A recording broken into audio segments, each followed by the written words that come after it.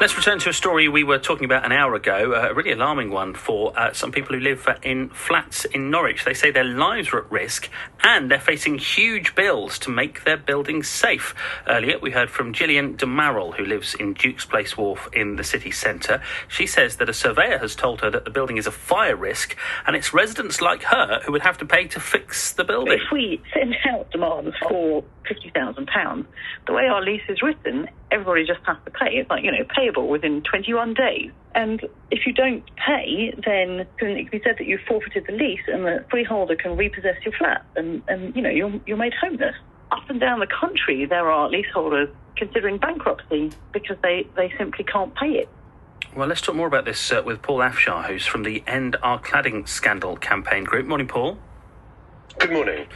After the Grenfell Tower, it became clear that many tower blocks weren't safe, many blocks of flats. What has been done since to try to rectify that? Well, Chris, the government have taken some action, and that, of course, is welcome. But the problem is that they're really sort of proposing a political solution to what is a very real human problem. And let me explain what I mean by that. A couple of weeks ago, the government announced additional funding for the removal of dangerous cladding from high-rise buildings. So these are buildings above 18 metres. Now, my understanding in Gillian's case, and indeed in my own case, both of our buildings are below 18 metres and therefore wouldn't qualify for any government funding. So we are left as leaseholders, as sort of hard-working people who've saved up for our homes, to foot the bill to remove dangerous cladding for a problem that we didn't cause. And the tragic truth for many of us is it's not just what's on the outside of the building. In Gillian's case, Gillian's building has problems with fire breaks. So these are effectively sort of measures put in place to stop a fire from spreading internally within the building, and lack of adequate fire alarms. And these are huge costs as well that leaseholders like Gillian are going to have to face for a problem that they didn't cause. Yeah, and this is it. Cladding is the thing that everybody talks about, and your group is End Our Cladding Scandal. That's the campaign group. But that there is more to it than that, isn't it? This is fire safety in flats in general. Cladding is not the only issue that needs to be corrected in a lot of cases.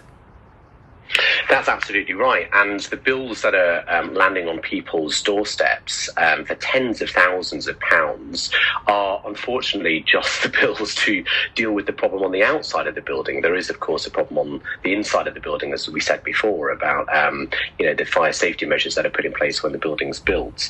And what this means is that the reality for a lot of people who are living in buildings with dangerous cladding and without the right fire safety measures in place is that on a monthly basis they're paying hundreds, sometimes not thousands of pounds to ensure that they are safe in their homes by having to pay for what's called waking watches, which is where a person has to walk around their building 24/7 to check that it's not on fire. I mean, that seems like a ridiculous thing to have to do in 2021, to be honest.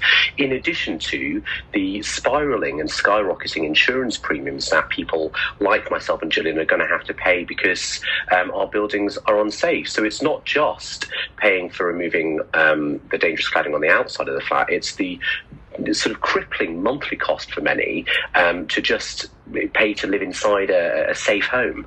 Yeah, and as we've heard in Gillian's case, as it stands, she thinks that her and the other residents will be liable for the bill to put all of this right, which is something that not many people can afford when you're talking about, upwards of £50,000 potentially, and then you can't sell the property, you can't move, because as soon as anyone surveys it, they're going to point out the problems, aren't they? So what do you do? What's the way out of what is a very difficult situation for a lot of people? Well, it's really sad. It's very, very sad. And what's even more sad is that the government, who only 2 months ago promised that no leaseholder would have to pay to remove dangerous and flammable cladding from their flats, are now making leaseholders have to pay to remove dangerous and flammable cladding from their flats.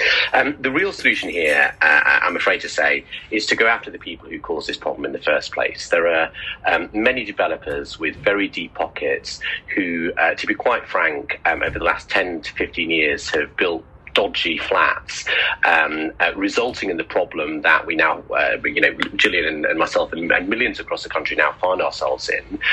They cause a problem. They should have to pay. And my understanding is that Balfour Beatty, one of the country's largest developers, actually built Gillian's building. Last year, in the sort of financial half of the year, Balfour Beatty made over £4 billion in revenue.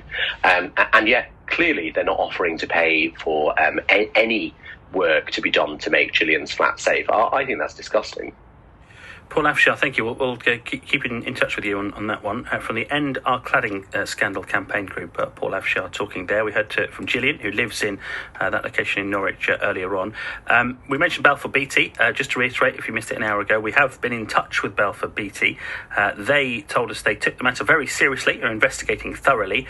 They do also say they're engaging with representatives of Duke's Palace Wharf, although Gillian, who we heard from earlier on, says she hasn't had any contact with them directly. So we'll keep you in touch with that one.